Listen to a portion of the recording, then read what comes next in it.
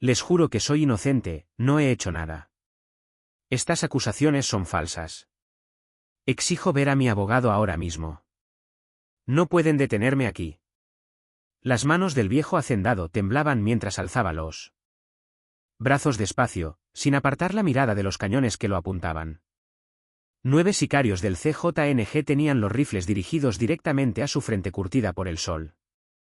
El polvo rojizo de la sierra de Guerrero flotaba en el aire. Lo que esos hombres armados hasta los dientes no sabían era que estaban a punto de cometer el peor error de sus vidas, uno del que no habría marcha atrás. En menos de 30 segundos, la sangre de varios de ellos terminaría salpicando el piso de piedra volcánica de aquella vieja hacienda, pero ninguno alcanzaba a intuirlo. El CJNG había llegado a un rancho exigiendo dinero, como lo hacía en toda la región. Jamás imaginaron quién era en realidad el dueño de esas tierras, ni qué historia arrastraba en silencio. Todo comenzó a las 4 de la tarde de un jueves sofocante. Don Ramiro Salcedo, de 74 años, estaba sentado en el corredor de su rancho El Encinal, cuando vio levantarse una nube de tierra en el camino angosto que llevaba a la entrada principal. 3 camionetas negras con vidrios polarizados avanzaban despacio, como depredadores seguros de su presa. El viejo hacendado soltó un suspiro largo y cansado. Ya sabía que tarde o temprano vendrían, murmuró para sí mientras daba un trago lento a su mezcal. Las camionetas frenaron frente al portón de hierro forjado. 9 hombres bajaron con fusiles ARC-15 y AK-47 y chalecos del CJNG. El que parecía liderarlos, un tipo ancho de hombros de unos 38 años, avanzó hasta quedar a pocos pasos de don Ramiro, mientras los demás formaban un semicírculo alrededor del anciano. «Buenas tardes, abuelito», soltó con voz rasposa. «Venimos de parte del señor Mencho. Usted ya sabe cómo se manejan las cosas en esta zona. Todos los ranchos cooperan con la empresa». Don Ramiro no se movió de su silla de madera. Dio otro trago y los observó con una calma que descolocaba. «¿Y cuánto quiere su patrón?», preguntó sin alterar el tono. 50.000 pesos mensuales. Derecho de piso por trabajar en territorio del CJNG. Con eso le garantizamos protección. ¿Protección de quién?, replicó el viejo con una leve sonrisa. El sicario soltó una carcajada seca. De nosotros mismos, viejo.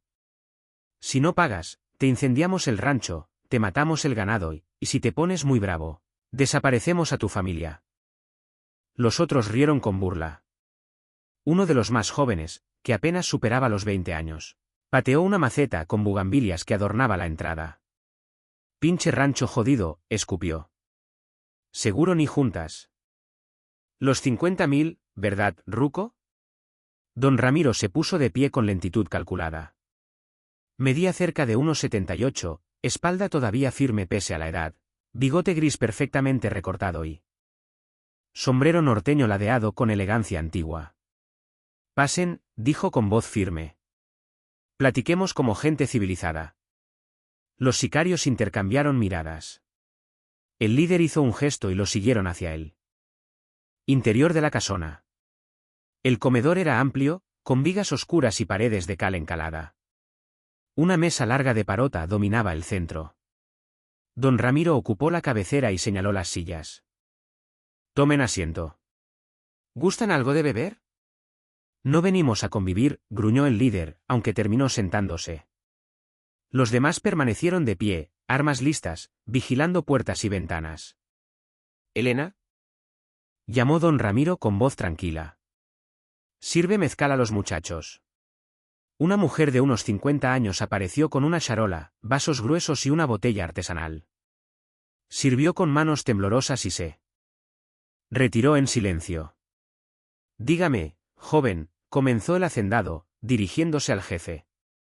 «Usted dice que trabaja para Nemesio. ¿Cuánto tiempo lleva en esto?». «Eso no es asunto suyo». «Tal vez no. Pero igual le contaré algo».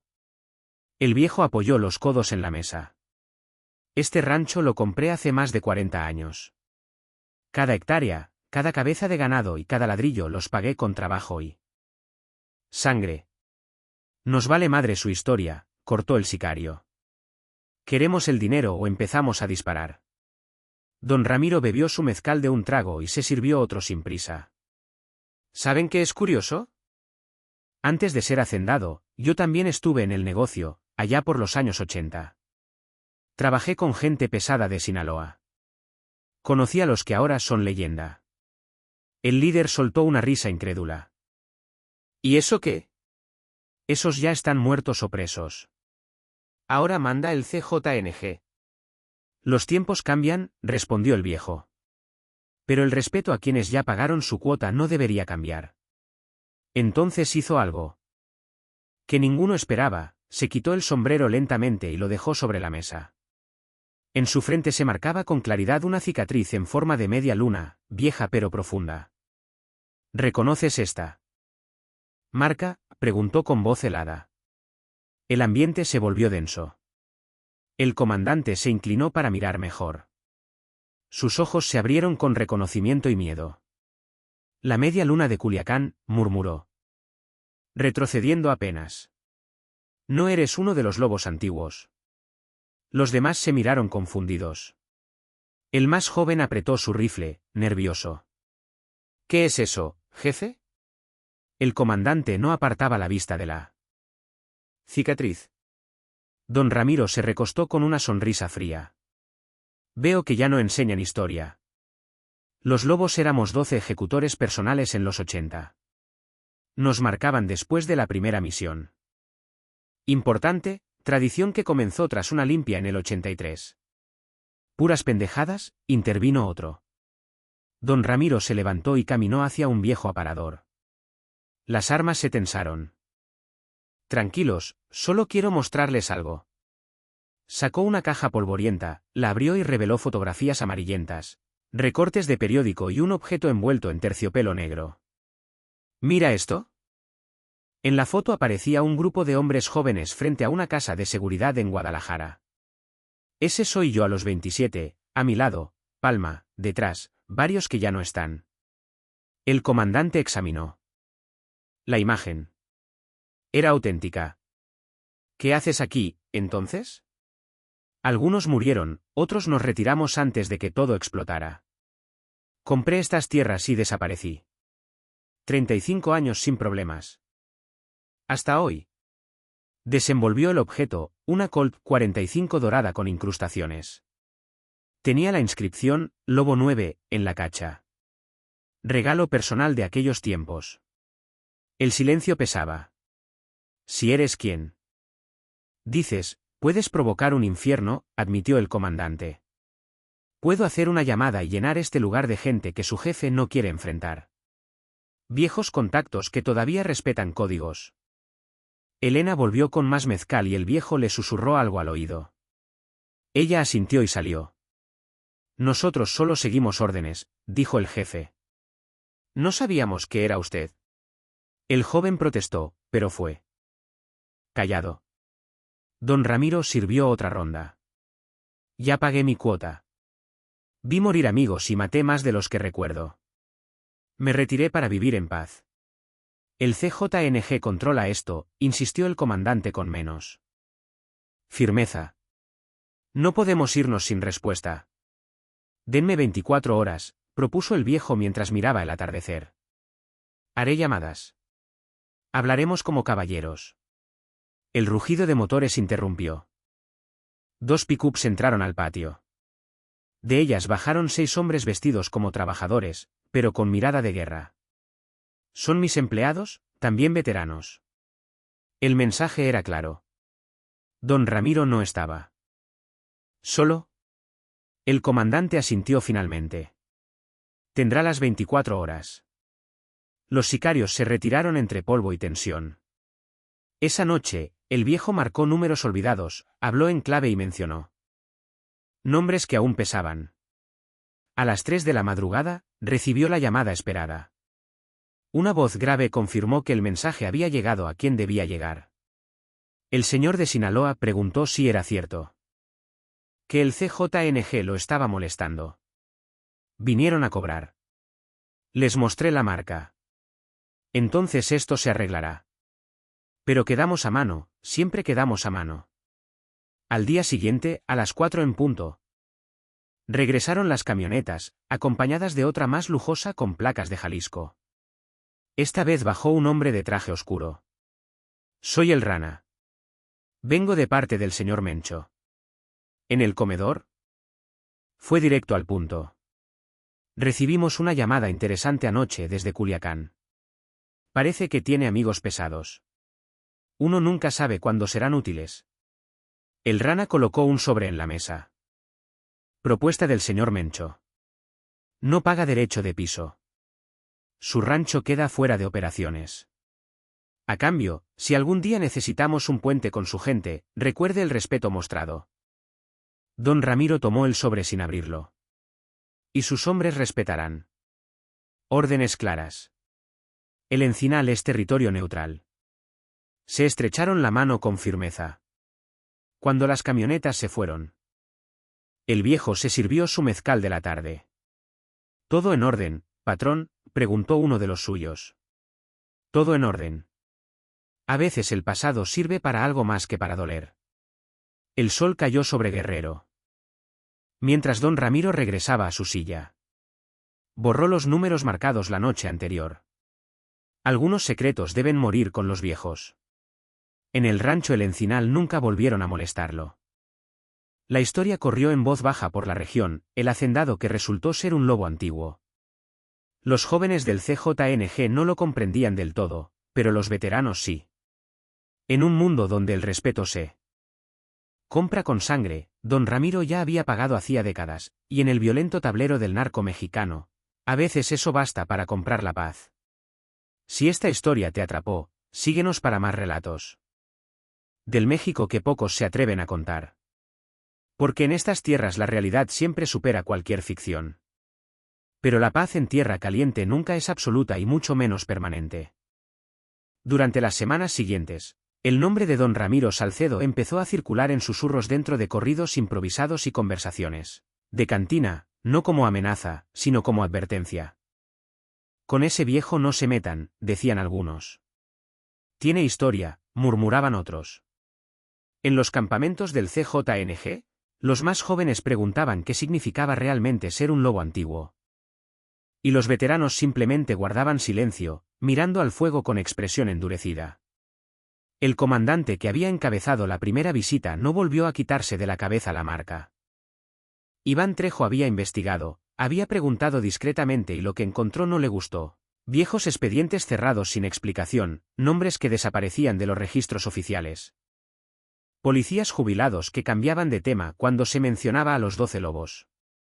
Una noche, en una bodega industrial en las afueras de Iguala, Iván recibió una llamada directa desde Jalisco.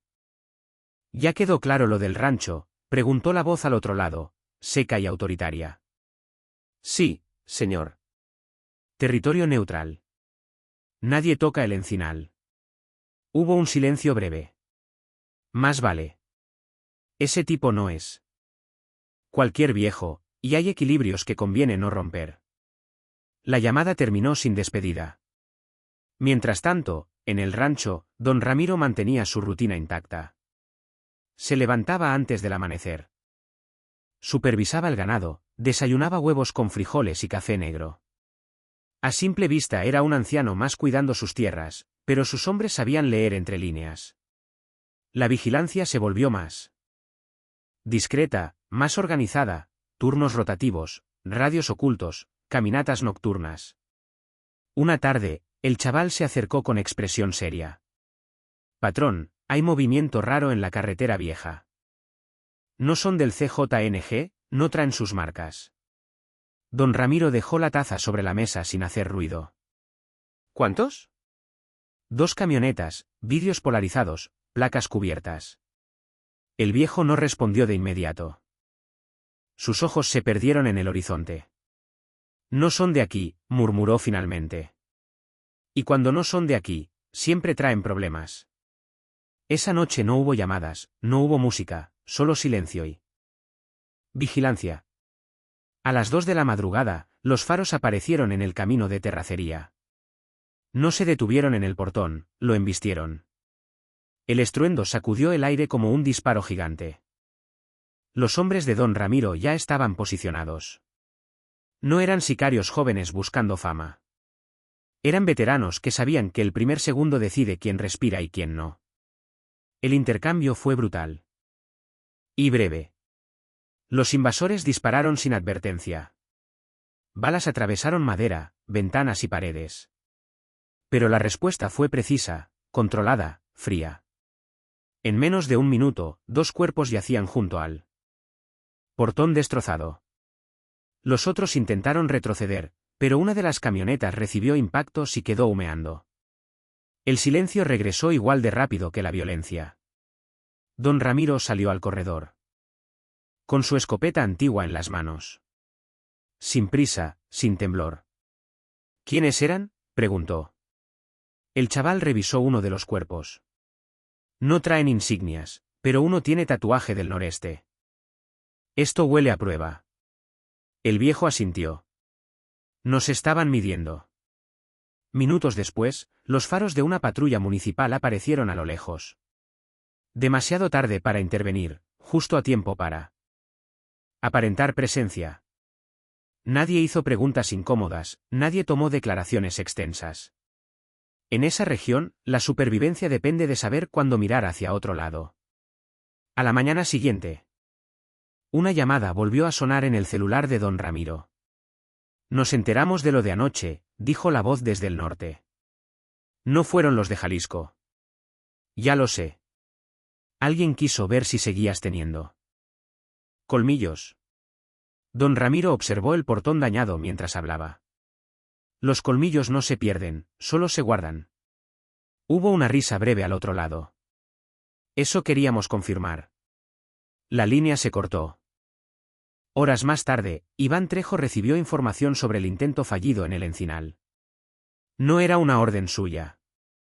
Tampoco venía de Jalisco.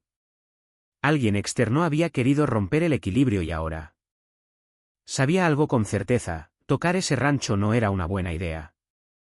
Esa misma tarde, una camioneta del CJNG pasó lentamente frente al rancho sin detenerse. Solo un mensaje silencioso: no fuimos nosotros, don Ramiro. Él entendió. El Encinal se convirtió en una línea invisible en los mapas no oficiales del crimen organizado. Un punto neutro donde nadie quería iniciar una guerra innecesaria. No por miedo a un anciano, sino por lo que representaba, por las llamadas que podía hacer, por los fantasmas que aún respondían. Semanas después, el portón fue reparado. Las bugambilias volvieron a plantarse. El ganado siguió pastando bajo el sol implacable. Una tarde, el chaval volvió a preguntar: ¿valió la pena todo lo que vivió, patrón? Don Ramiro miró sus manos marcadas por cicatrices viejas. Nada de eso valió la pena, respondió con calma. Pero sirvió. Se sirvió mezcal y se sentó en su mecedora, la misma donde todo había comenzado. En algún lugar de Jalisco. Un informe fue archivado con una sola anotación: Rancho El Encinal, intocable. En algún punto del norte, un viejo contacto sonrió al escuchar que el equilibrio se mantenía. Y en Guerrero, bajo un cielo teñido de naranja y polvo, un lobo antiguo permanecía. El día 13, a las 6:40 de la mañana, encontraron a uno de los peones colgado del arco de entrada del rancho vecino. No era hombre de don Ramiro, pero el mensaje estaba dirigido a él. En el pecho del cadáver habían grabado con navaja: los lobos ya no mandan. El cuerpo aún goteaba cuando lo bajaron. Don Ramiro lo observó sin expresión, ni rabia, ni sorpresa, solo cálculo. Esto ya no es una prueba, murmuró. Es provocación. El chaval escupió al suelo. Quieren que reaccionemos. Y eso era exactamente lo que estaban haciendo. Esa misma tarde, una camioneta gris sin placas apareció estacionada a 500 metros del rancho. Permaneció ahí 3 horas, motor apagado. Vidrios polarizados. Cuando uno de los hombres de Ramiro intentó acercarse, arrancó levantando polvo y desapareció hacia la carretera. Esa noche no hubo intento de invasión. Hubo algo peor. A las 2 de la madrugada comenzaron a escucharse disparos en la colina norte. No apuntaban al rancho, apuntaban al ganado. Vacas cayendo una por una, bramando hasta que el sonido se convertía en silencio. No era un ataque táctico, era psicológico. Cuando amaneció, había 9 reses muertas, 9. El mismo número de sicarios que lo habían rodeado el primer día. El mensaje era claro. Don Ramiro caminó entre los cuerpos con las manos detrás de la espalda. La sangre aún estaba fresca, mezclándose con el barro. Esto ya es personal, dijo finalmente. El chaval lo miró. ¿Llamamos? El viejo negó con la cabeza. No, todavía. Esa tarde, un vídeo comenzó a circular en grupos cerrados de la región. En la grabación, un hombre encapuchado hablaba frente a 3 cuerpos. Arrodillados. Aquí no mandan los recuerdos, aquí manda el presente.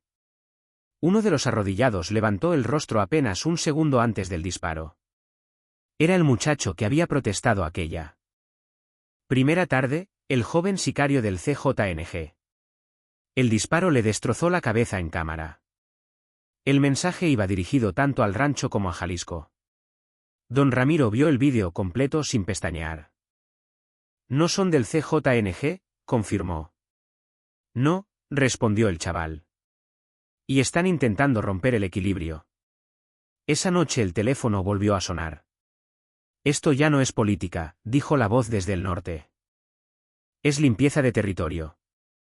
Hay un grupo queriendo expandirse desde el Bajío. No respetan códigos. Ya lo noté. Si te mueves, habrá guerra abierta. Silencio. Si no me muevo, respondió don Ramiro, seguirán matando para forzarme. Al otro lado hubo una exhalación lenta. Entonces decide rápido. La llamada terminó.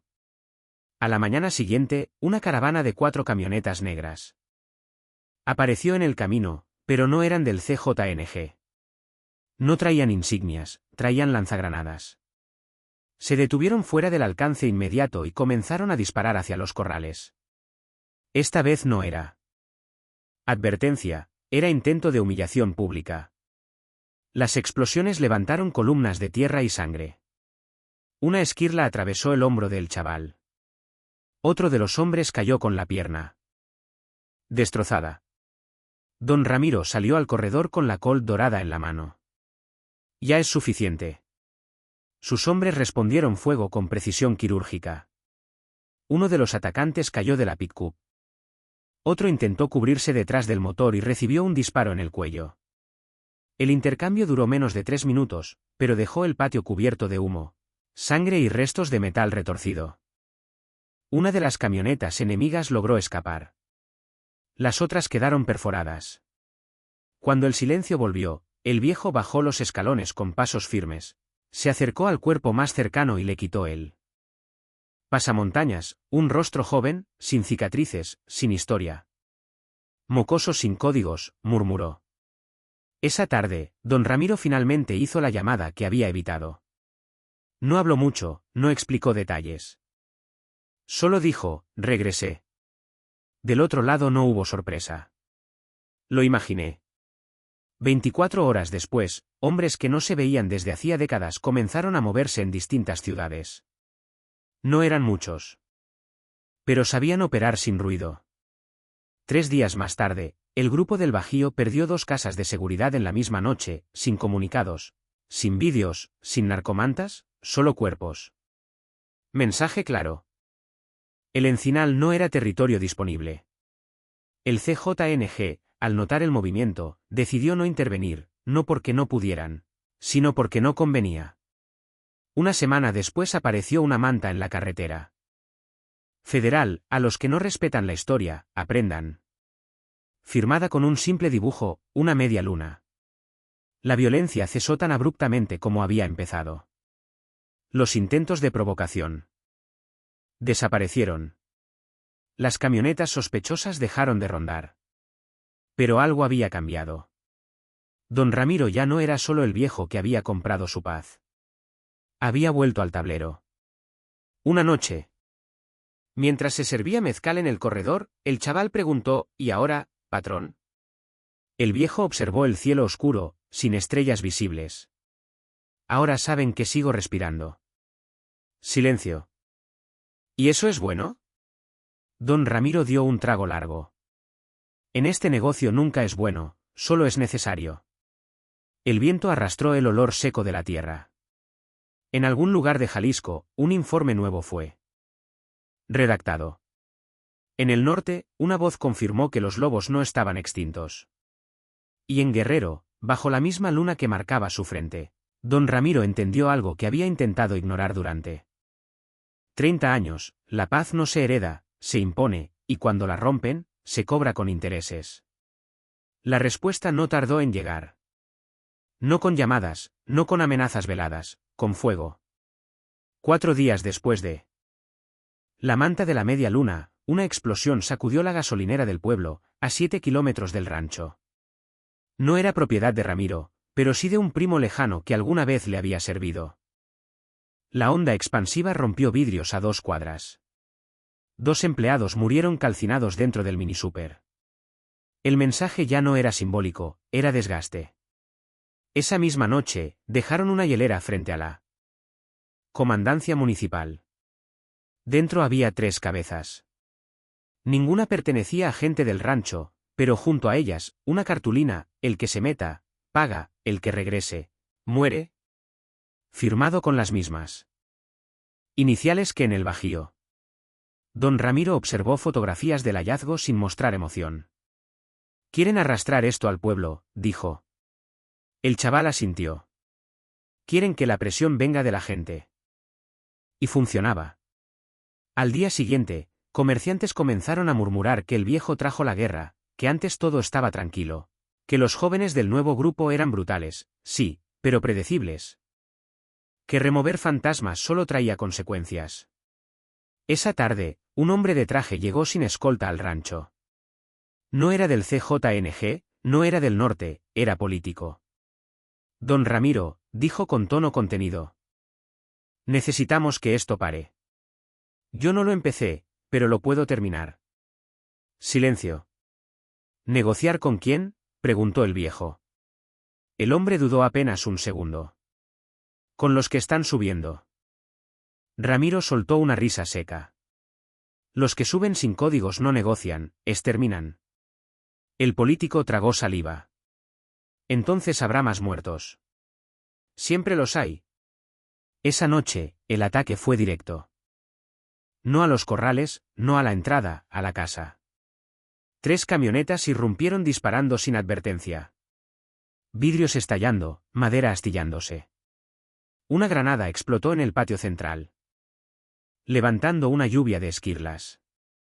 El chaval cayó primero, alcanzado en el abdomen.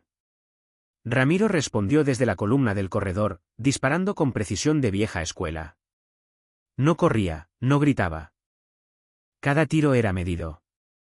Uno de los atacantes logró avanzar hasta la puerta principal antes de recibir un disparo en la clavícula que lo giró como muñeco roto. El intercambio fue más largo. Esta vez más sucio, más cercano. Uno de los hombres de Ramiro fue rematado en el suelo. El disparo en la cabeza dejó un eco seco que quedó vibrando en las paredes. Finalmente, los agresores se retiraron, dejando 2 muertos atrás. Pero el mensaje era distinto, ya no estaban midiendo, estaban intentando decapitar. Dentro de la casa, el chaval respiraba con dificultad, sangre saliendo entre sus dedos. «Patrón», susurró. Ramiro se arrodilló junto a él. «Aguanta». El chaval negó. Ya sabía que esto no se acababa así. Sus ojos se apagaron antes de terminar la frase. Ramiro permaneció ahí. Varios segundos, inmóvil. Luego se puso de pie. Ahora, esa madrugada, la llamada fue diferente. No pidió equilibrio, pidió apoyo total. «No es defensa», dijo con voz fría. «Es eliminación». Del otro lado no hubo preguntas, solo una respuesta: «Entonces será quirúrgico». En las siguientes 48 horas, el grupo se desmoronó. No en enfrentamientos abiertos, en desapariciones selectivas, operadores clave que no regresaban, rutas bloqueadas, almacenes incendiados en la madrugada sin firma ni advertencia. La guerra no se anunció, se ejecutó. El CJNG decidió cerrar filas y no interferir por cálculo. Al día siguiente regresaron las camionetas, acompañadas de otra más lujosa con placas de Jalisco. Bajó un hombre de traje oscuro. Soy el Rana. Vengo de parte del señor Mencho. En el comedor, fue directo al punto. Recibimos una llamada anoche desde Culiacán.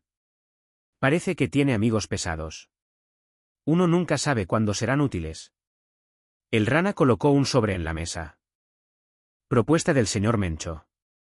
No paga derecho de piso. Su rancho queda fuera de operaciones. A cambio, recuerde el respeto mostrado. Don Ramiro tomó el sobre sin abrirlo. Y sus hombres respetarán. Órdenes claras. El Encinal es territorio neutral. Se estrecharon la mano con firmeza. Cuando las camionetas se fueron, el viejo se sirvió su mezcal de la tarde. ¿Todo en orden, patrón?, preguntó uno de los suyos. Todo en orden.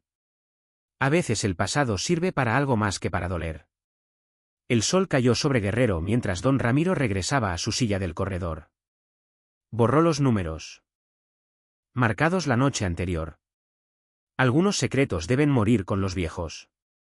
En el rancho El Encinal nunca volvieron a molestarlo. La historia corrió en voz baja por la región, el hacendado que resultó ser un lobo antiguo. Los jóvenes del CJNG no lo comprendían del todo, pero los veteranos sí. En un mundo donde el respeto se compra con sangre, don Ramiro ya había pagado hacía décadas. Y en el violento tablero del narco mexicano, a veces eso basta para comprar la paz. Si esta historia te atrapó, síguenos para más relatos del México que pocos se atreven a contar. Porque en estas tierras la realidad siempre supera cualquier ficción. Don Ramiro regresaba a su silla. Borró los números marcados la noche anterior. Algunos secretos deben morir con los viejos. En el rancho El Encinal nunca volvieron a molestarlo. La historia corrió en voz baja por la región, el hacendado que resultó ser un lobo antiguo. Los jóvenes del CJNG no lo comprendían del todo, pero los veteranos sí. En un mundo donde el respeto se compra con sangre, don Ramiro ya había pagado hacía décadas. Y en el violento tablero del narco mexicano, a veces eso basta para comprar la paz. Si esta historia te atrapó, síguenos para más relatos del México que pocos cuentan, porque en estas tierras la realidad siempre supera cualquier ficción. La noticia del ataque se esparció por el barrio antes del amanecer. No hubo sirenas durante horas. Solo el olor espeso a pólvora mezclado con humo húmedo y las paredes perforadas como si la noche tuviera dientes. Ismael no durmió. Se quedó sentado en la cocina con la escopeta apoyada sobre las piernas, escuchando cada crujido del techo de lámina, como si fueran pasos regresando. El taller quedó destruido por dentro, las herramientas esparcidas. El torno agujereado, la oficina estallada. No fue un robo, fue un mensaje, un torpe mal calculado, pero mensaje al fin. A media mañana apareció la camioneta gris. No era la negra de la noche anterior. Esta era más discreta, polarizado oscuro, motor encendido incluso después de estacionar. Dos hombres bajaron sin apuro, camisas cerradas hasta el cuello, sin tatuajes visibles. Sin exhibiciones. Ismael salió antes de que tocaran la puerta. Ya sé por qué vienen, dijo seco. El más alto lo miró fijo. No fue orden de nosotros. El silencio se tensó como cable de acero. Pero fue gente que quiso quedar bien, agregó el otro con voz baja. Y eso es peor. Ismael no bajó el arma. Anoche casi matan a mi hijo, y esta mañana ya están buscando a los responsables. No hubo disculpas, no hubo amenazas directas, solo una constatación fría. Alguien dentro del CJNG había decidido actuar sin autorización, y en esa estructura, actuar sin autorización era sentencia. Esto se va a arreglar, dijo el hombre alto. Pero ahora tú también estás dentro. Yo no pedí estar dentro de nada. No se pide. El mensaje era claro, después de la noche anterior. No existía neutralidad posible. 3 días después encontraron los cuerpos. Los dejaron en una brecha a las afueras del municipio, visibles desde la carretera secundaria, atados de manos. Ropa manchada. No hacía falta. El rumor hizo el resto. Ismael no fue a verlos. No necesitaba confirmación visual para entender. La reparación había sido rápida, brutal, definitiva. Pero la reparación no borraba la línea que ya había sido cruzada. El representante volvió esa misma noche. ¿Se hizo justicia? Ismael lo miró sin emoción. Eso no me devuelve la tranquilidad. La tranquilidad no existe aquí. Mateo escuchaba desde el pasillo, conteniendo la respiración. Lo que existe es equilibrio, continuó el hombre. Y ahora tú formas parte de ese equilibrio. La palabra pesaba más que cualquier amenaza. Las semanas siguientes cambiaron todo. El taller dejó de ser solo un taller. Empezaron a llegar vehículos que no estaban registrados a nombre de nadie del barrio.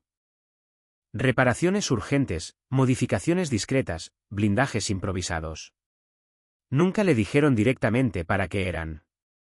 No hacía falta. Ismael trabajaba en silencio, no preguntaba, no opinaba. Solo cumplía. Cada entrega era observada, cada movimiento anotado. No había violencia explícita frente a él, pero la violencia estaba en el aire, respirando detrás de cada encargo. Mateo dejó de ir a jugar fútbol por las tardes. Valeria cambió la ruta al trabajo. Nadie dijo nada en voz alta, pero todos entendían que la familia ya no era invisible. Una madrugada golpearon la puerta con fuerza. No eran los mismos hombres, eran jóvenes, nerviosos. Uno sangraba del hombro. Lo necesitamos ahora. Traían una camioneta con impactos recientes, vidrios rotos, asientos manchados. Rápido, dijo uno, mirando hacia la calle como si alguien pudiera estar observando. Ismael abrió el portón. Mientras trabajaba, escuchaba fragmentos de conversación. Se cruzaron con los de Michoacán.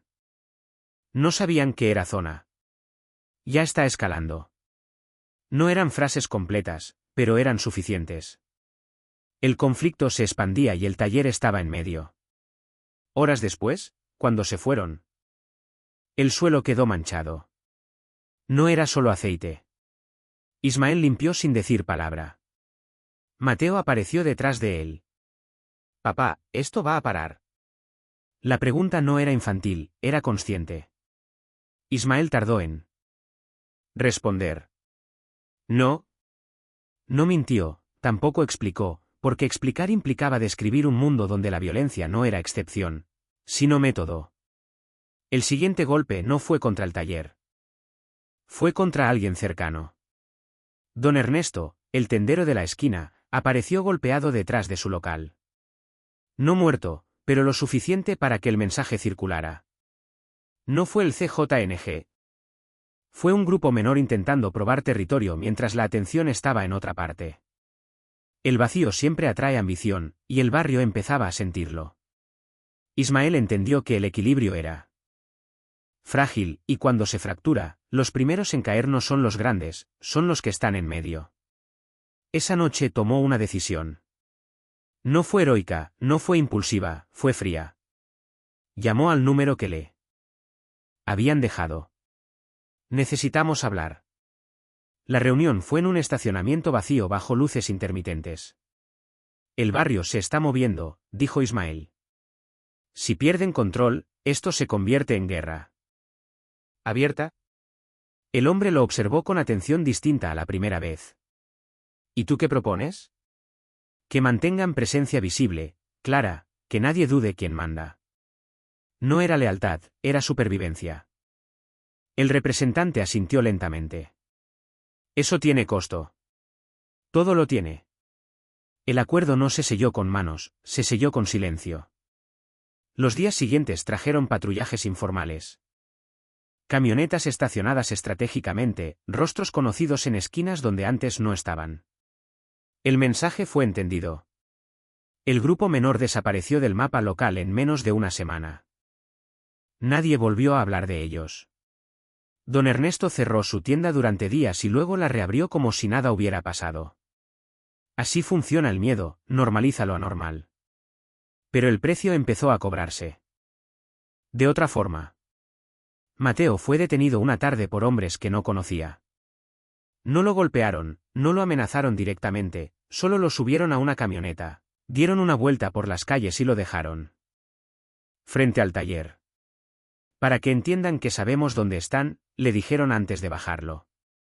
No eran del CJNG, eran restos del grupo desplazado, desorganizados, desesperados y peligrosos. Ismael sintió algo romperse por dentro cuando vio a su hijo bajar del vehículo. No gritó, no corrió, solo sostuvo su mirada. Esa noche no llamó al representante. Tomó otra decisión.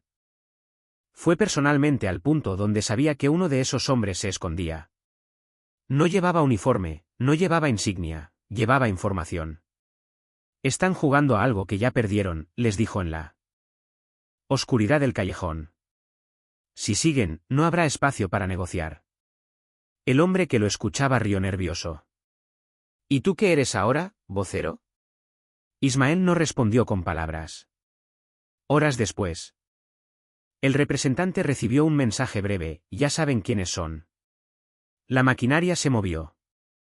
El enfrentamiento final no fue público. No hubo ráfagas en plena avenida. Fue rápido, localizado, decidido. 2 cuerpos más aparecieron días después, lejos del barrio. El mensaje quedó claro, el territorio volvía a un solo dueño. Pero nada volvió a ser igual. El taller funcionaba mejor que nunca. Ingresos constantes, protección implícita, respeto forzado, y un silencio más pesado que antes. Una noche, Mateo preguntó, ¿esto es lo que somos ahora? Ismael miró sus manos manchadas de grasa y de algo más invisible. Somos lo que nos dejaron ser. No era justificación, era reconocimiento. En lugares donde el poder se impone con balas, la neutralidad es ficción. Y cuando una puerta se cruza por necesidad, rara vez se vuelve a cerrar. El barrio dormía bajo una calma vigilada. El equilibrio se mantenía, pero el precio estaba escrito en cada pared perforada, en cada mirada baja. En cada conversación que se detenía cuando un motor se escuchaba a lo lejos. Porque en ese territorio la paz no era ausencia de violencia, era control absoluto de ella. El control absoluto trajo orden, pero no alivio. Las camionetas siguieron estacionándose en puntos estratégicos, pero ahora eran parte del paisaje, como postes de luz o perros callejeros. Nadie preguntaba, nadie señalaba. El barrio aprendió a convivir con motores encendidos a medianoche y vidrios polarizados. Ismael comenzó a recibir encargos distintos, no solo reparaciones, instalaciones, compartimentos ocultos. Sistemas eléctricos reforzados para soportar radios, inhibidores, luces tácticas. Nunca lo dijeron directamente, pero el mensaje era evidente, ya no era solo un mecánico. Era pieza operativa. Una tarde llegó un hombre que no conocía. No bajó de camioneta, llegó caminando, traje oscuro, zapatos limpios pese al polvo del barrio. Sin escoltas visibles. Dicen que trabajas fino. Dijo sin saludar. Ismael sostuvo la mirada. Trabajo bien. El hombre recorrió el taller con los ojos, evaluando más que herramientas. El equilibrio que ayudaste a sostener está siendo observado. No era amenaza directa, era advertencia vertical. Alguien más arriba había notado su nombre. Dejaba de pertenecer solo al barrio. Esa misma noche, el representante habitual lo visitó. Te están midiendo. No pedí que lo hicieran. Nadie pide ser visto. Pero cuando propones estrategias, cuando intervienes, subes. Ismael entendió. En el CJNG, la utilidad es moneda. Y la utilidad genera dependencia. No quiero subir, dijo seco. El hombre casi sonrió. Eso nunca lo decide el que sube. El primer encargo fuera del taller llegó una semana después. No era reparación, era supervisión. Un punto de entrega en las afueras, cerca de una bodega agrícola abandonada. Solo observa, le dijeron. Si algo se mueve raro, avisa. La noche estaba demasiado silenciosa. Ismael se posicionó dentro de una camioneta con radio en mano. Vio llegar el convoy. Vio intercambiar paquetes. Vio luces lejanas que no debían estar ahí. Hay movimiento al norte. Murmuró por el radio. En segundos, todo cambió. Las luces se acercaron más rápido. Disparos rompieron la quietud. No eran advertencias, eran ráfagas abiertas. Ismael se agachó dentro del vehículo. Mientras impactos reventaban parabrisas. Escuchó gritos, órdenes, un cuerpo caer contra el metal. Respondieron con fuego pesado. La emboscada duró menos de 3 minutos. Parecieron horas. Cuando el silencio regresó, había humo, olor a pólvora fresca y 2 hombres del CJNG en el suelo. Uno aún respiraba, el otro no. Ismael salió del vehículo con el pulso golpeándole las sienes. Nunca había estado tan cerca del intercambio directo. La violencia ya no era indirecta, era frontal, y él había estado en medio. La respuesta fue inmediata. No hubo espera, no hubo análisis prolongado. El grupo que intentó la emboscada fue rastreado esa misma noche. Al amanecer, circularon fotos no oficiales, no públicas, pero suficientes. Cuerpos alineados contra un muro de concreto. Manchas oscuras extendiéndose bajo ellos. El mensaje era inequívoco, nadie embosca sin pagar múltiplo. Ismael recibió una sola frase por mensaje cifrado, buen aviso. 2 palabras, reconocimiento. Y eso era más peligroso que cualquier amenaza. Mateo comenzó a notar el cambio en su padre, no en lo que decía, en lo que callaba, en cómo miraba distancias, en cómo evaluaba rutas antes de girar. Una esquina. Ya no eres solo mecánico, le dijo una noche. Ismael no respondió de inmediato. Nunca fui solo eso. La frase quedó flotando, porque ambos sabían que la línea se había cruzado mucho. Antes. Días después, la presión subió a otro nivel. Autoridades federales comenzaron a rondar la zona. No patrullas municipales, camionetas sin placas, hombres con chalecos discretos observando. Movimientos. El CJNG no reaccionó con violencia inmediata, reaccionó con ajuste, rutas cambiadas, horarios modificados, vehículos rotados. Y el taller recibió la orden de desmantelar ciertas modificaciones previas, borrar huellas técnicas, reducir rastros. Ismael trabajó toda una noche retirando compartimentos que él mismo había instalado. Deshacer lo que había construido. Como si pudiera desarmar también su propia implicación. Pero la presión no venía solo del gobierno, venía interna. Un mando intermedio empezó a cuestionar decisiones previas. El mecánico tiene demasiada influencia, escuchó Ismael que decían. Influencias generan celos, y celos generan purgas. Una madrugada, el mando intermedio desapareció sin escándalo, sin ruido, solo dejó de responder. Radios. Al tercer día, otro ocupaba su lugar. Así de rápido se reconfigura el poder. Ismael entendió el mensaje implícito, mientras seas útil, respiras. Cuando dejes de serlo, no habrá discusión. La verdadera prueba llegó con un capturado. Capturaron a uno de los jóvenes que habían participado en la emboscada inicial. No murió en el enfrentamiento, fue herido y retenido. Y alguien decidió que Ismael debía estar presente en el interrogatorio. Para que entiendas completamente dónde estás parado. El lugar era una casa en construcción, sin puertas aún instaladas. El joven estaba atado a una silla, sangraba por la ceja, temblaba de miedo. Las preguntas fueron directas, nombres, rutas, financiamiento. El joven habló entrecortado, pidió agua, pidió que no lo mataran. Ismael permaneció en silencio observando, no participó, pero tampoco se fue, y eso era participación suficiente. La decisión fue tomada. Un disparo seco, corto, definitivo. El cuerpo cayó hacia adelante. Ismael no cerró los ojos. Eso fue lo que más lo inquietó después, que no los cerró. Esa noche regresó al taller. Se lavó las manos durante varios minutos. No había sangre visible, pero la sensación. No se iba. Mateo lo miró desde la puerta. Ya no hay vuelta atrás, ¿verdad? Ismael negó lentamente. No. Porque ya no se trataba de proteger el barrio, ni el taller, ni siquiera a la familia de forma aislada. Se trataba de estar insertado en una estructura donde la violencia no era accidente, era herramienta, era lenguaje, era política. Semanas después, el barrio volvió a una calma tensa. Las autoridades se replegaron, los rivales fueron silenciados. Las camionetas seguían ahí, el taller seguía funcionando. Pero ahora Ismael ya no era solo el mecánico. Decían otra cosa, más baja. Más cargada, más peligrosa. Su palabra empezó a pesar. Eso, en territorios controlados por el CJNG, equivale a estar marcado. Porque el poder no necesita títulos, necesita reconocimiento. Y el reconocimiento siempre viene acompañado de sombra. Una sombra que no se despega, una sombra que camina detrás, incluso cuando las calles parecen tranquilas.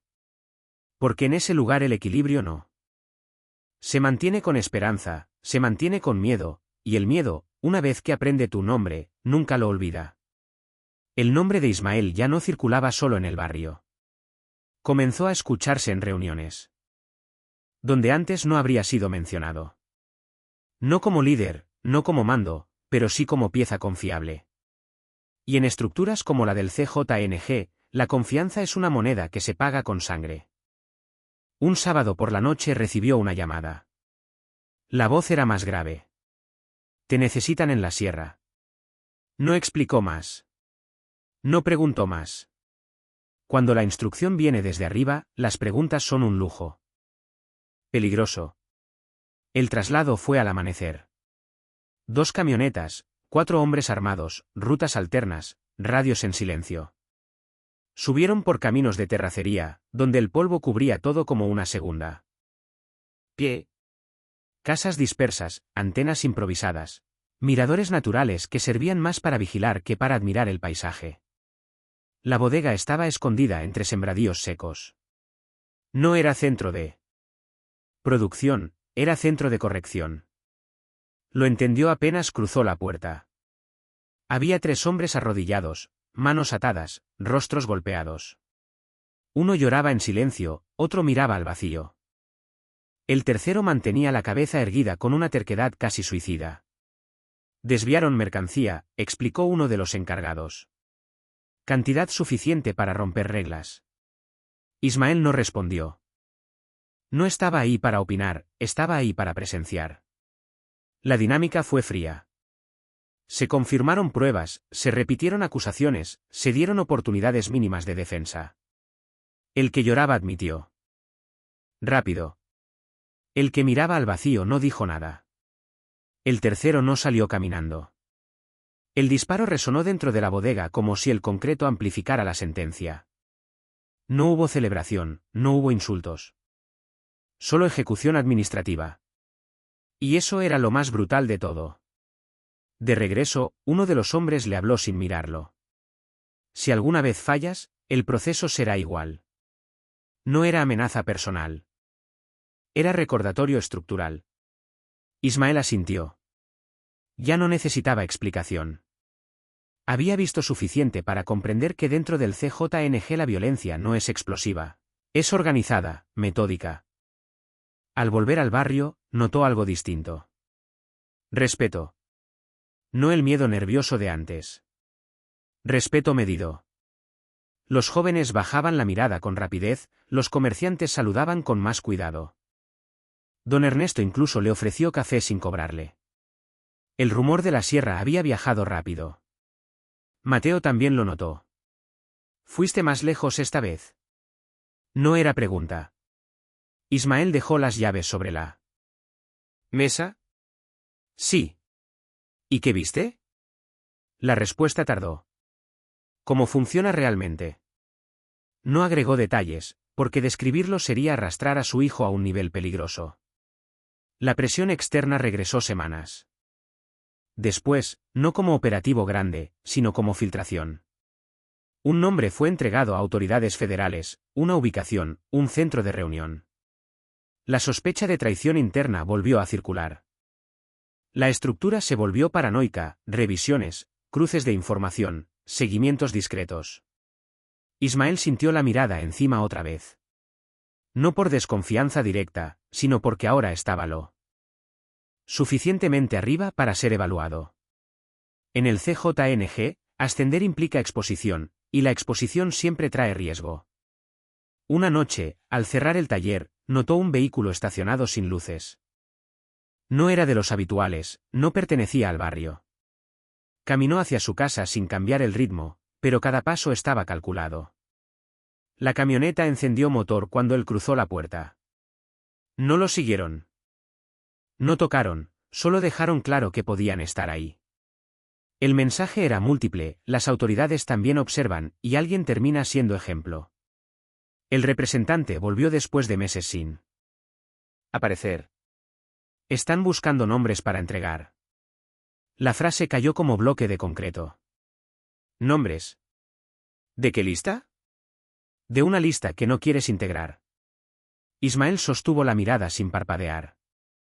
Yo no hablo. No se trata de hablar. Se trata de que alguien necesite salvarse. Silencio. La estructura protege mientras sea sutil. Pero si la presión externa aumenta, la protección puede volverse intercambio. ¿Estoy en riesgo?, preguntó finalmente. El hombre dudó apenas un segundo. Todos lo estamos. Esa era la respuesta real. Esa noche Ismael no durmió. Revisó rutas mentales. Evaluó posibilidades, pensó en mover a la familia. Pero moverlos implicaba levantar sospechas. Mateo lo encontró sentado en la oscuridad. ¿Nos vamos? Ismael negó. Todavía no. ¿Por qué huir sin permiso? Es declaración de culpa, y la culpa se paga con algo más que dinero. La tensión era constante, hasta que una madrugada llegaron noticias desde la capital del estado. Un operativo grande.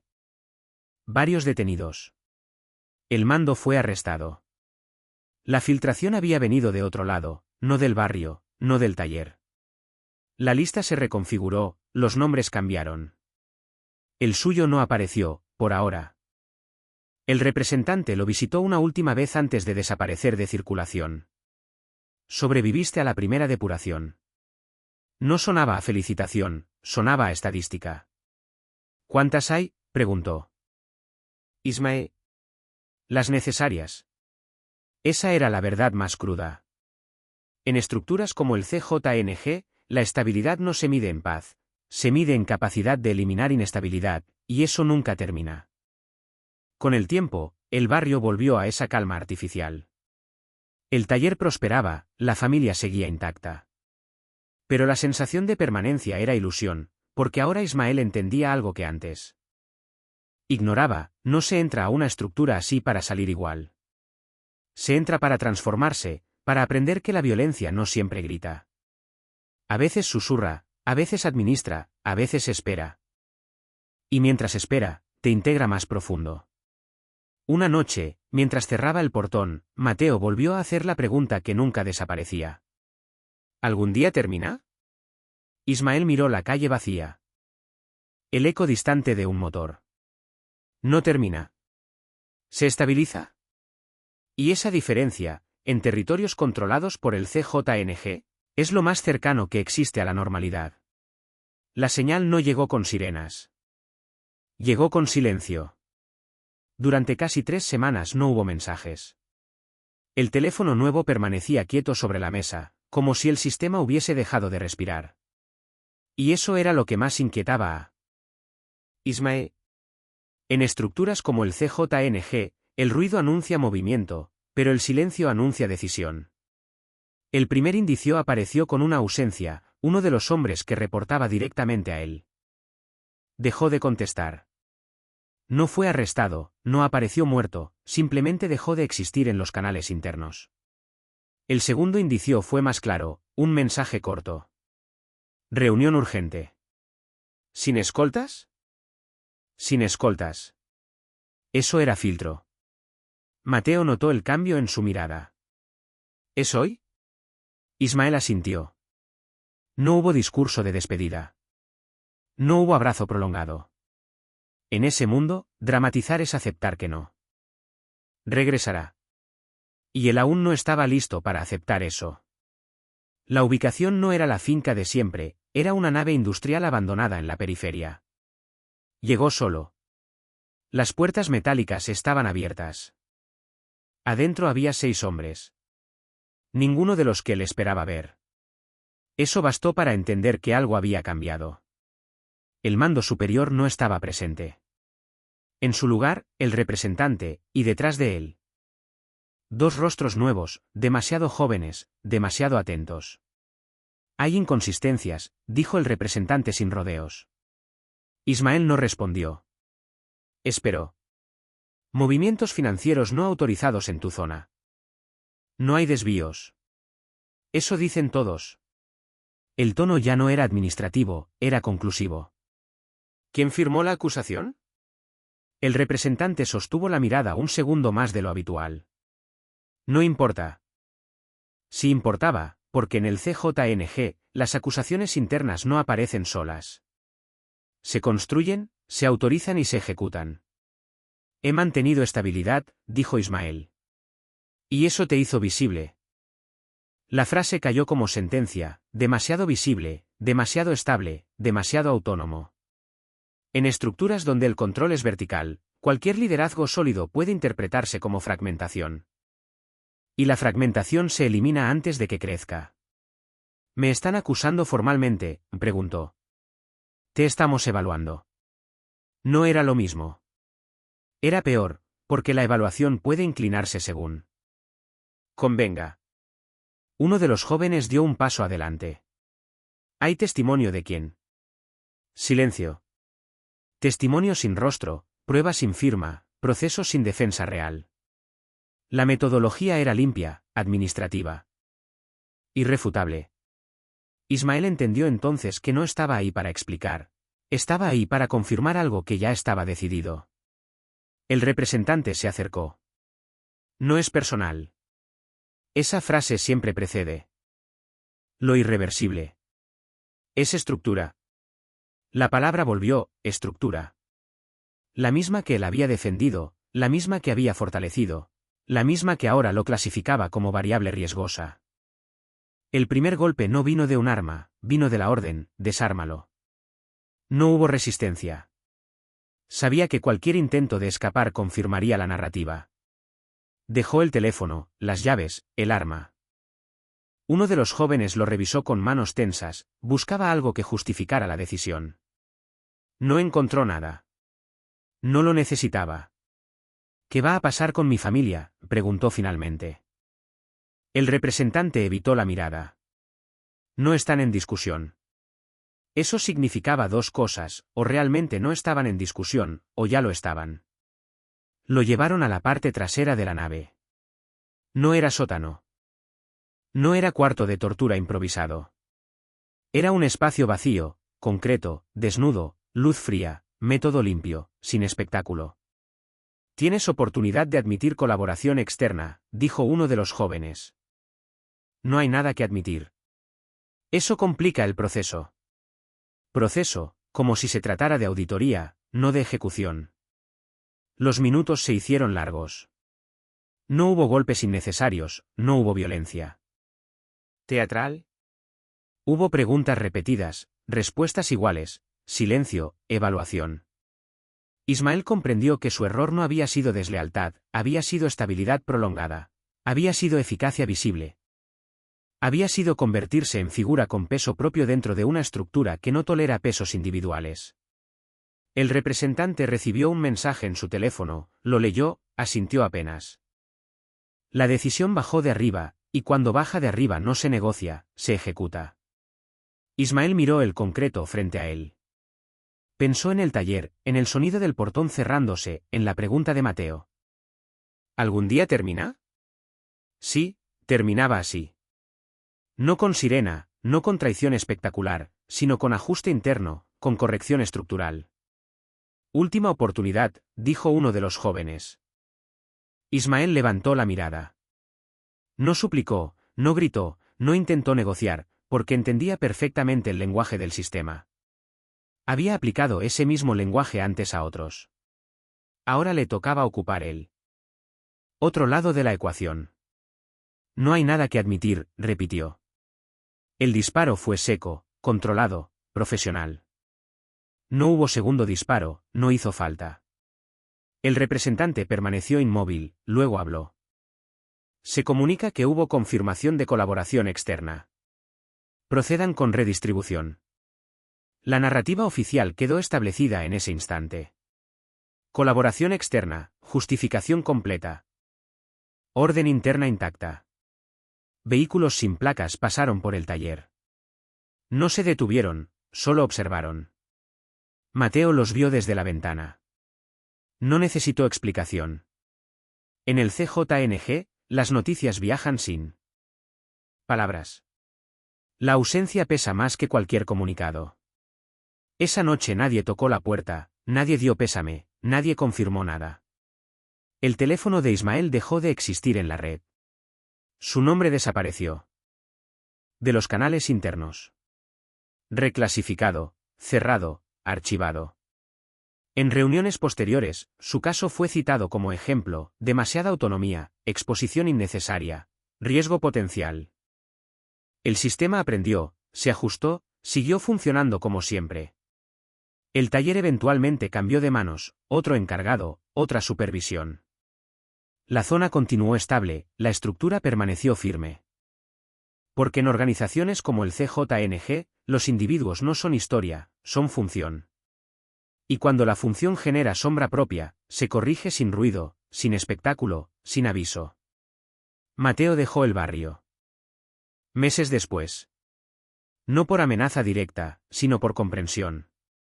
Había visto el ciclo completo: entrada, ascenso, utilidad, corrección. Entendió algo que su padre aprendió demasiado tarde. En territorios donde la lealtad se mide por utilidad, nadie es permanente. Ni siquiera los que creen sostener el equilibrio. El sistema no odia, no perdona, no duda, solo optimiza. Y cuando optimiza, elimina variables, como hizo con Ismael, como hará con otros. Porque en la estructura del CJNG, el final no llega con guerra abierta. Llega con silencio administrativo. Y ese silencio es definitivo. El cuerpo nunca apareció. Esa fue la primera señal oficial. No hubo hallazgo en carretera, no hubo filtración en prensa local, no hubo fotografía borrosa circulando en grupos cerrados. Solo ausencia. Y en territorios donde el CJNG opera con disciplina interna, la ausencia exacta de defunción no escrita. En el barrio, el silencio fue inmediato. Asociarse demasiado con un nombre eliminado puede convertirte en variable secundaria. El taller abrió 2 días después bajo nueva supervisión. Mismo letrero, mismo horario, otro encargado. La continuidad era el mensaje. Nada se detiene, nada depende de uno solo. Mateo entendió el lenguaje sin que nadie se lo tradujera. No hubo llamada oficial, no hubo amenaza directa, no hubo explicación. Solo una visita breve. Un hombre que no conocía se presentó sin nombre. Tu padre cometió un error. El sistema ya resolvió. Mateo sostuvo la mirada. ¿Y nosotros? El hombre lo observó unos segundos. No están en discusión, si no generan ruido. Eso era advertencia y permiso al mismo tiempo: vivir, pero invisibles. Mateo caminó el barrio como quien cruza terreno minado. No hablaba, no preguntaba. No reclamaba. Aprendió rápido que el duelo público es provocación, y la provocación activa mecanismos. El taller dejó de ser suyo, el barrio dejó de ser hogar. Se convirtió en territorio administrado por otros. Otro operativo federal sacudió la región. Helicópteros, detenciones, cateos mediáticos. Uno de los jóvenes que había estado en la nave industrial fue arrestado. En televisión apareció esposado, acusado de homicidios internos, de ejecuciones disciplinarias. La narrativa oficial hablaba de fracturas dentro del CJNG. Pero Mateo sabía que no era fractura, era rotación. Cuando una pieza se expone demasiado, también se corrige. El sistema no defiende individuos, defiende continuidad. El representante nunca volvió al barrio. Su nombre dejó de circular, reasignado. Ascendido o eliminado. Una tarde, Mateo encontró el viejo celular de su padre. Lo cargó por curiosidad. No había contactos guardados, solo un mensaje borrador que nunca fue enviado: si esto termina. No es por traición, es por estructura. Nada más. Mateo leyó la frase varias veces. Entendió que su padre sí lo sabía. Sabía cómo funcionaba, sabía el final probable, y aún así permaneció. Porque salir sin permiso también es sentencia. El barrio siguió igual, las cuotas siguieron cobradas, los vehículos siguieron circulando sin placas. Los jóvenes siguieron ingresando con la misma mezcla de ambición y miedo. En reuniones internas, el nombre de Ismael ya no se mencionaba. Era caso cerrado, reclasificado como riesgo neutralizado. Un mando regional fue ejecutado bajo acusaciones similares. Patrón repetido. No era error aislado, era doctrina preventiva. Dentro del CJNG, la lealtad absoluta no basta. Debe ser acompañada de dependencia estructural. Cuando alguien se vuelve demasiado capaz por sí mismo, deja de ser pieza. Se convierte en potencial centro alterno. Y los centros alternos no se toleran, se desactivan. Mateo finalmente dejó el estado. No huyó. Se fue legalmente. Trabajó en otra ciudad, otro nombre informal, otra vida más discreta. No habló de su padre, no habló del barrio, no habló del sistema. Porque hablar reactiva. Años después. En una conversación casual, alguien mencionó la palabra lealtad. Mateo pensó en la nave industrial, en el disparo limpio, y entendió que la lealtad en estructuras como el CJNG no es vínculo emocional, es rendimiento medido. Y cuando el rendimiento genera riesgo futuro, la lealtad se vuelve irrelevante. El taller cambió de nombre, nueva fachada, nuevo dueño aparente. Pero los horarios de ciertos vehículos seguían siendo los mismos. La rutina de vigilancia seguía idéntica. La administración continuaba, porque el sistema no muere cuando cae un hombre, se ajusta, reemplaza, optimiza. Nunca hubo tumba para Ismael, nunca hubo despedida, nunca hubo cuerpo que enterrar. Solo una frase interna archivada, colaboración externa confirmada. Una etiqueta suficiente para cerrar. Expediente, suficiente para justificar, suficiente para seguir adelante. En el territorio controlado por el CJNG, las historias no terminan con justicia, terminan con reemplazo. El sistema no busca redención, busca estabilidad. Y cuando la estabilidad exige eliminación, no duda, no grita, no dramatiza, solo corrige y continúa. Como hizo después de Ismael, como hará con el siguiente. Porque en la estructura nadie es indispensable, solo temporalmente útil. Y cuando la utilidad caduca, el silencio se encarga. La lluvia empezó antes de que cayera la noche, constante. Lavando algo sin remedio. Valeria estaba sentada en el suelo del cuarto vacío. Las paredes conservaban las marcas donde antes colgaban fotografías.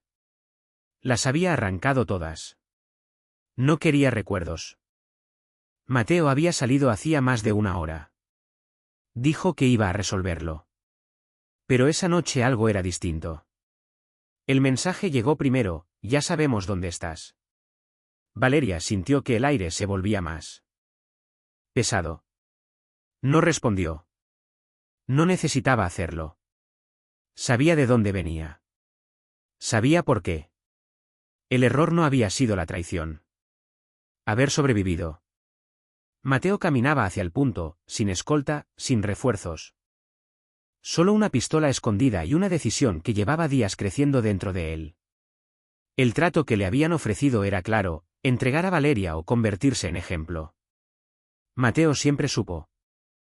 Pero esa vez el poder ya no estaba de su lado. La organización necesitaba una demostración pública y alguien debía pagar.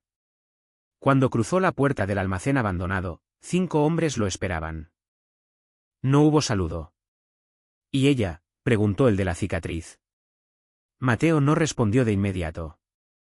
Miró alrededor, calculó distancias, salidas. No vino, dijo finalmente. El silencio se volvió más frío que la lluvia. Entonces tú no entiendes cómo funciona esto. El primer golpe fue con puño cerrado, directo al estómago. Mateo no cayó, pero tampoco respondió. Sabía que disparar sería su sentencia. ¿En mediar? Nos hiciste quedar mal, continuó el hombre de la cicatriz. Y ahora alguien tiene que limpiar tu desastre. Mateo levantó la mirada, solo cansancio. Déjenla fuera. Se escuchó una risa. Corta, seca. Ya no decides eso. Valeria escuchó el auto detenerse frente a la casa. No era el motor de Mateo, era más pesado. Apagó las luces, caminó hasta la cocina, abrió el cajón donde guardaba el cuchillo grande. Sus manos no temblaban. Los pasos se acercaron a la puerta. 3 golpes. Nadie dijo su nombre. La cerradura cedió al segundo intento. El primer hombre que entró no esperaba resistencia. Valeria sí. El cuchillo se hundió bajo la clavícula con fuerza. El hombre cayó hacia atrás con sangre. El segundo reaccionó más rápido, la empujó contra la pared. El impacto le cortó la respiración. El cuchillo cayó. No vales lo que él cree, susurró el hombre mientras la sujetaba del cuello. Valeria alcanzó a ver el arma en la cintura del tercero antes de que la levantara. Un disparo. El sonido fue ensordecedor, pero no fue ella quien cayó. Mateo estaba en la puerta. Nadie supo cómo llegó tan rápido. Nadie entendió cómo supo. Pero allí estaba, con la pistola aún humeante. El hombre que la sostenía la soltó y buscó su arma. Segundo disparo. Tercero. Silencio. El único sonido era la lluvia entrando por la puerta abierta. Valeria miró a Mateo. Había sangre en su camisa. Te dije que lo resolvería, murmuró. Pero algo no estaba bien. Mateo dio un paso y se apoyó contra el marco. La sangre empezó a extenderse lentamente bajo su chaqueta. No era superficial. Valeria lo sostuvo antes de que cayera. No, no hagas esto, susurró ella. Mateo intentó sonreír. No lo logró. No iba a entregarte. Era una confesión tardía. Las sirenas comenzaron a oírse a lo lejos. Alguien había escuchado los disparos. Mateo cerró los ojos antes de que la policía llegara. Horas después, Valeria estaba sentada en la parte trasera de una patrulla, cubierta con una manta. La lluvia había parado. La casa estaba iluminada por luces rojas y azules. Los cuerpos ya estaban cubiertos. Un oficial le preguntó algo. Ella no respondió. ¿En su mente? Solo una frase repitiéndose, no iba a entregarte. Extraño cómo el amor podía parecer protección y al mismo tiempo condena. La organización perdería a uno de los suyos esa noche, pero no olvidaría. Nunca olvidaban. Valeria lo sabía. El ciclo no había terminado, solo había cambiado de forma. Miró el cielo oscuro, ahora limpio. No sintió miedo. Sintió vacío. La puerta de la patrulla se cerró. El motor arrancó. Y mientras el auto se alejaba, la ciudad siguió respirando como si nada hubiera ocurrido. Pero algo se había cambiado. Mateo había elegido, y esa elección lo había matado. Valeria seguía viva, sin consecuencias claras.